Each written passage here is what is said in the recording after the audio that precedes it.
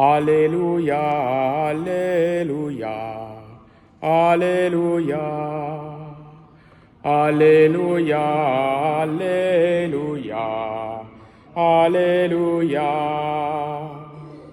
Si quelqu'un m'aime, il gardera ma parole, dit le Seigneur. Mon Père l'aimera, et nous viendrons vers lui. Alléluia, Alléluia, Alléluia. Le Seigneur soit avec vous. Évangile de Jésus-Christ selon saint Matthieu. En ce temps-là, Jésus disait à ses disciples, « Ce n'est pas en me disant « Seigneur, Seigneur » qu'on entrera dans le royaume des cieux, mais c'est en faisant la volonté de mon Père qui est aux cieux. Ce jour-là, beaucoup me diront « Seigneur, Seigneur ». N'est-ce pas en ton nom que nous avons prophétisé, en ton nom que nous avons expulsé les démons, en ton nom que nous avons fait beaucoup de miracles? Alors je leur déclarerai, « Je ne vous ai jamais connus. Écartez-vous de moi, vous qui commettez le mal. » Ainsi, celui qui entend les paroles que je dis là et les met en pratique est comparable à un homme prévoyant qui a construit sa maison sur le roc. La pluie est tombée, les torrents ont dévalé, les vents ont soufflé et se sont abattus sur cette maison. La maison ne s'est pas écroulée, car elle était fondée sur le roc. En celui qui entend de moi ces paroles sans les mettre en pratique, et celui qui entend de moi ces paroles sans les mettre en pratique est comparable à un homme insensé qui a construit sa maison sur le sable. La pluie est tombée, les torrents ont dévalé, les vents ont soufflé, ils sont venus battre cette maison. La maison s'est écroulée et son écroulement a été complet. Lorsque Jésus eut terminé ce discours, les foules restèrent frappées de son enseignement, car il les enseignait en homme qui a autorité, et non pas comme leurs scribes. Acclamons la parole de Dieu.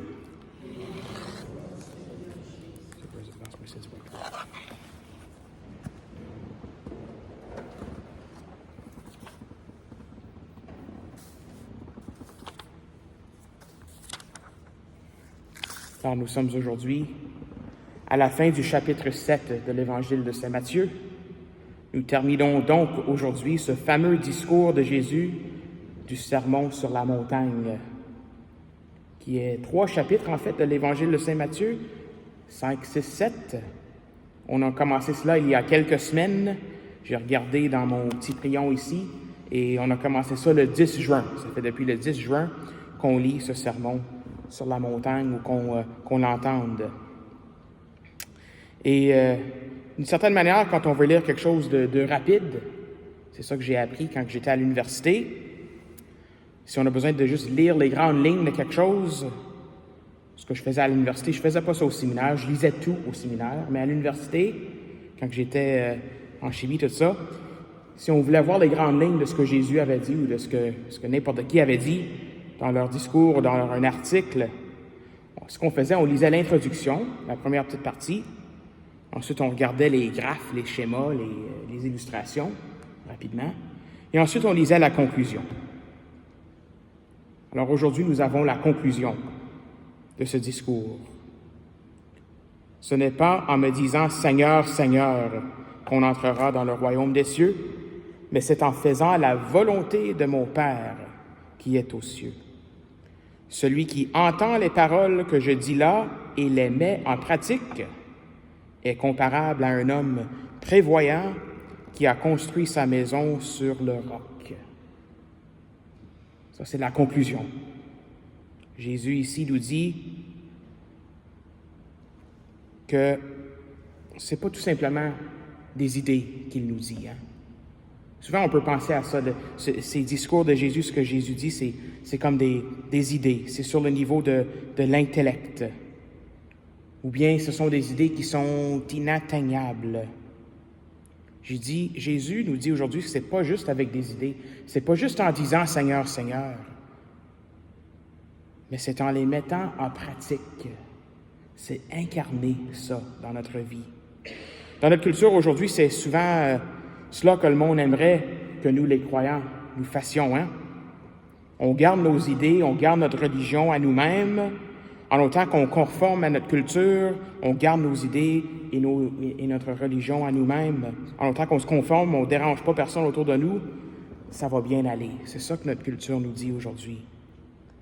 Mais les paroles de Jésus sont claires. Notre foi ne consiste pas tout simplement à dire « Seigneur, Seigneur », comme si on restait au niveau intellectuel. On ne reste pas tout simplement au niveau intellectuel, mais de faire quelque chose. C'est ça que notre foi nous encourage de faire. Passer à l'action, mettre en pratique. Notre vie extérieure, ce qu'on fait à l'extérieur, doit correspondre à ce qui est à l'intérieur. C'est important de dire « Oui, Seigneur, Seigneur », de prier et tout ça. C'est important de faire ça. En fait, c'est le plus important. Mais ça doit se refléter à l'extérieur par nos actes. Par ce qu'on pratique. C'est la grande conclusion aujourd'hui du sermon sur la montagne.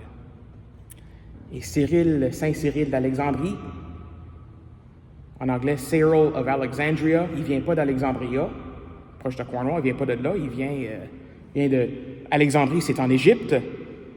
C'est un père d'église des années 400.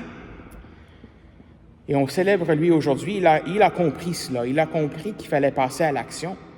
Je lisais sur lui un peu, mais j'ai déjà mentionné que c'est lui qui était un grand défenseur de cette doctrine de Marie, Mère de Dieu. Marie qui est Théotokos en grec, pas tout simplement la mère d'un homme, pas tout simplement la mère de Jésus. Il y en a qui disaient que c'était la mère de Jésus. Donc, ils comprenaient mal qui était Jésus à la fin de la journée, mais lui disait que c'est Marie, Mère de Dieu, parce que Jésus est Dieu. Et même, il n'était pas saint au début de sa vie, Saint Cyril. C'est une autre chose que j'ai lu. Il y avait des disputes, lui, avec Saint Jean Chrysostome. Donc, pas parce que Saint Jean, il ne croyait pas à Théotokos, mais d'autres choses. Là. J'ai pas lu trop de détails, mais il y a eu des désaccords avec Saint Jean Chrysostome. J'assume que c'est réglé, ces choses-là, maintenant, parce que les deux sont au ciel, les deux sont des saints. Ça nous donne l'espoir, si jamais on a des désaccords l'un avec l'autre, ça peut se régler. Le Seigneur a sa grande miséricorde et on peut devenir des saints toujours. Mais ce que Saint Cyril est reconnu pour avoir fait, c'est sa position face aux gens qui avaient commis ce péché d'apostasie. Donc au IIIe siècle, il y a eu des persécutions des chrétiens à Rome et en Europe, etc. Il y a eu des persécutions des chrétiens. On entend souvent les histoires des héros, hein? Ceux qui ont pas voulu renoncer leur foi, ceux qui sont devenus des martyrs, etc. Saint-Émile en est un exemple. Ceux qui sont les héros de notre foi. L'Église se bâtit sur le sang des martyrs, mais il y en a eu plusieurs qui ont commis l'apostasie. Il y en a eu plusieurs de ces gens qui ont dit, on va renoncer à notre foi, on va quitter l'Église. Après leur baptême, il y en a eu plusieurs. Donc, Saint Cyril est venu après tout ça. Là, l'Église commence à se rebâtir. Et ces gens-là qui ont commis l'apostasie, là, ils veulent revenir. Ils veulent croire en Dieu encore. Ils veulent se réintégrer dans l'Église. Alors, qu'est-ce qu'on fait avec eux autres? Ça, c'était la grande question. Qu'est-ce qu'on fait avec eux autres? Il y en a, dont un qui s'appelait Novatien. C'est qui Novatien? En tout cas, il y a une raison pourquoi on ne sait pas c'est qui, mais Novatien, lui, il disait « No way, José ». Ces personnes-là, ils ont commis l'apostasie, c'est un péché non pardonnable, ils ne reviennent pas. Mais Saint Cyril, lui, a dit oui, ils peuvent retourner à l'Église. Après un certain temps de pénitence, nous pouvons les admettre à nouveau à la communion de l'Église, à recevoir l'Eucharistie. En d'autres mots, la miséricorde. Cela nous ramène à l'introduction du sermon sur la montagne. Vous vous souvenez, c'est quoi l'introduction de ce sermon? Chapitre 5, Matthieu. Qu'est-ce qu'il y avait là? Les béatitudes. Heureux les miséricordieux, car ils obtiendront miséricorde. Ça, c'est Saint Cyril, avec ses batailles avec Saint Jean Chrysostome, etc. Mais il était miséricordieux. Il est passé à l'action. Alors, il y a 3 semaines, le 10 juin, on lisait l'introduction du sermon. Aujourd'hui, la conclusion. Avec l'aide de Saint Cyril, de son intercession, avec l'aide de Marie, la Mère de Dieu. Mettons en pratique tout ce que Jésus nous a dit.